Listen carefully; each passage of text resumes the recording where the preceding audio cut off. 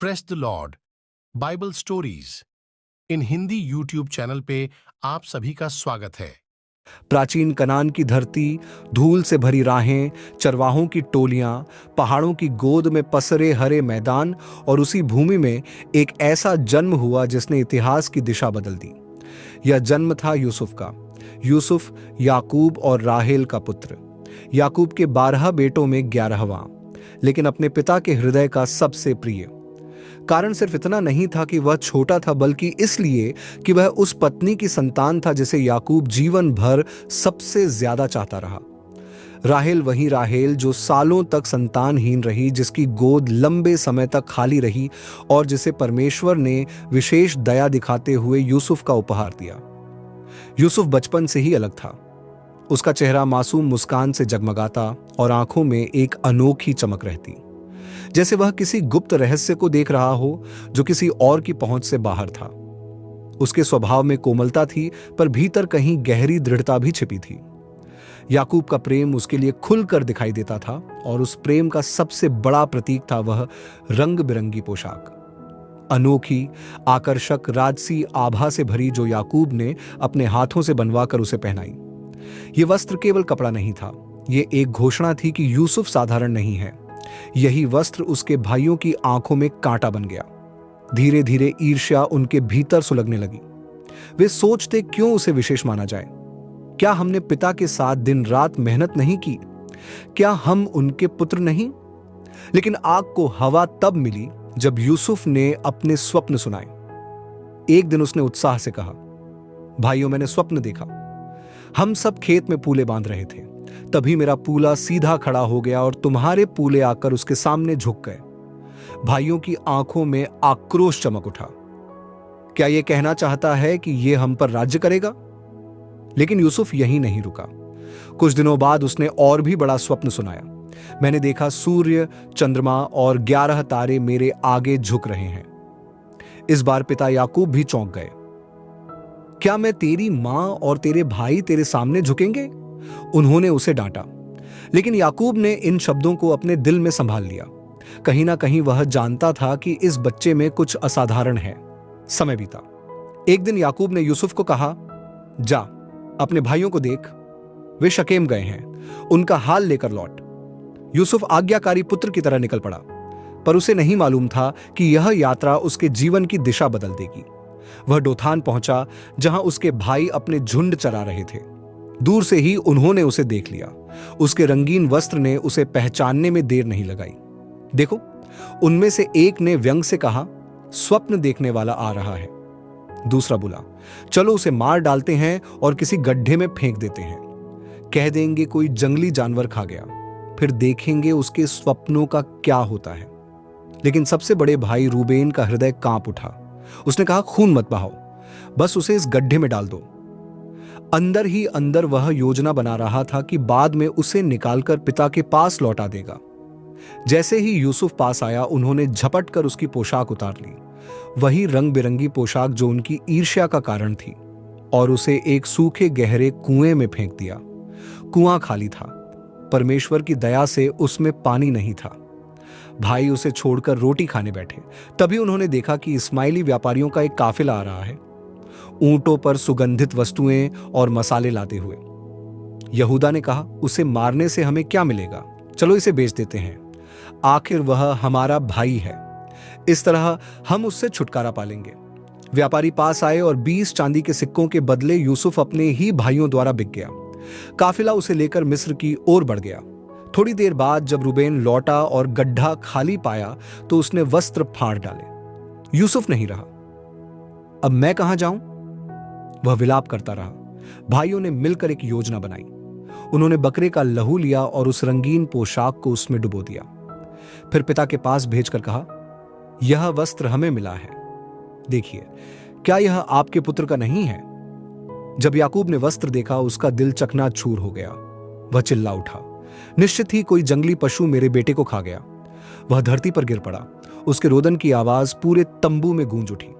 बेटों बेटियों ने उसे सांत्वना देने की कोशिश की, पर उसने कहा, मैं पुत्र के पास विलाप करता हुआ अधोलोक में उतर जाऊंगा।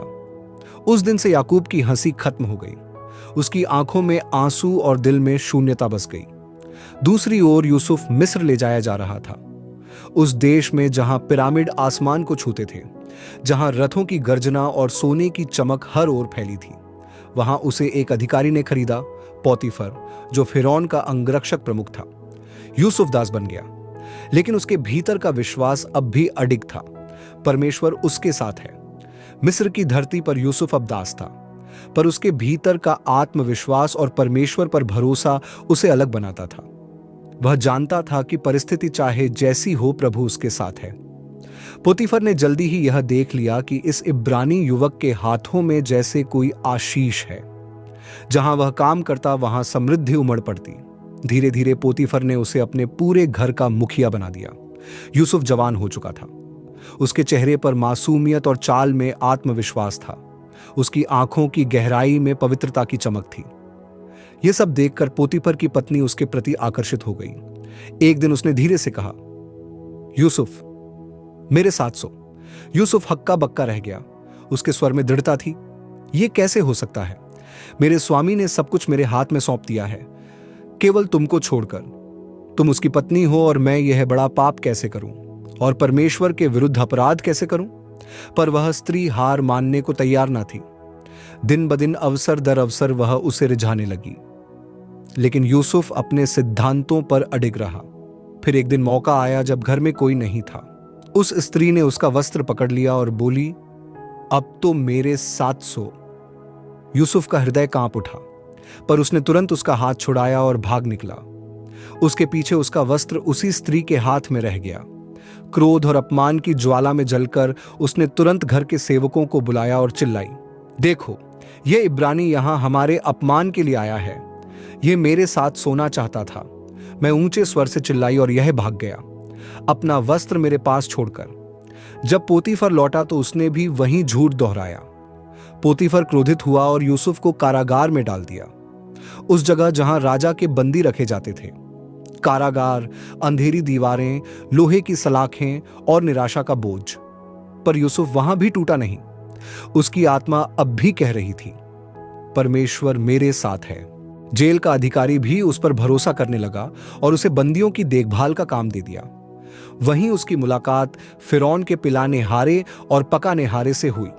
दोनों ने स्वप्न देखे और यूसुफ ने उनके अर्थ बताए, और जैसा उसने कहा वैसा ही हुआ। लेकिन जिसने वादा किया था वह उसे भूल गया। यूसुफ 2 साल और जेल में रहा।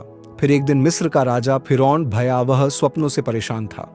7 मोटी गायें और 7 दुबली गायें, 7 हरी बालें और 7 सूखी बालें। कोई भी इनका अर्थ नहीं बता सका। तभी पिलाने हारे को यूसुफ की याद आई। यूसुफ को जेल से निकालकर राजमहल में लाया गया। फिरौन ने कहा, मैंने सुना है तुम स्वप्नों का अर्थ बता सकते हो। यूसुफ ने सिर झुकाकर कहा, मैं नहीं, पर परमेश्वर उत्तर देगा। फिर उसने कहा, 7 वर्ष बहुतायत के आएंगे और उसके बाद 7 वर्ष भयानक अकाल। और उसने सलाह दी कि अच्छे वर्षों में अनाज जमा किया जाए। फिरौन आश्चर्य में पड़ गया। उसने कहा, तुमसे बुद्धिमान कौन होगा? और उसी दिन जेल का कैदी मिस्र का प्रधान बन गया। 7 साल भरपूर अनाज हुआ। फिर भयानक अकाल आया और पूरा संसार मिस्र से अनाज लेने लगा। एक दिन कनान से 10 आदमी अनाज लेने आए। वे यूसुफ के भाई थे। उन्होंने उसे पहचाना नहीं, लेकिन यूसुफ ने उन्हें पहचान लिया। और वर्षों बाद अंततः वह क्षण आया जब उसने रोते हुए कहा, मैं ही तुम्हारा भाई यूसुफ हूं। भाई डर से कांप उठे, लेकिन यूसुफ ने कहा, मत डरो, तुमने मुझे नहीं भेजा, परमेश्वर ने भेजा ताकि मैं तुम्हारा जीवन बचा सकूं। और उसने अपने भाइयों को गले लगा लिया। बाद में याकूब भी मिस्र आया और वर्षों बाद पिता और पुत्र का मिलन हुआ। याकूब रोते हुए बोला, अब मैं शांति से मर सकता हूं क्योंकि मैंने तेरा चेहरा देख लिया है। इस तरह जिस लड़के को उसके भाइयों ने बेच दिया था, उसी को परमेश्वर ने उनका उद्धार करने के लिए ऊंचा उठा दिया। क्योंकि परमेश्वर की योजना हमेशा बड़ी होती है। मनुष्य बुराई कर सकता है, लेकिन परमेश्वर उसे भलाई में बदल देता है। यूसुफ की कहानी हमें सिखाती है, अगर लोग आपके साथ अन्याय करें, अगर परिस्थितियां आपके खिलाफ हों, तब भी भरोसा मत खोना, क्योंकि परमेश्वर की योजना हमेशा मनुष्य की योजनाओं से बड़ी होती है। जो आज दर्द लगता है वही कल चमत्कार बन सकता है। हालेलुया। वीडियो को लाइक करें और अपने परिवार व दोस्तों के साथ शेयर करें। जय मसीह की।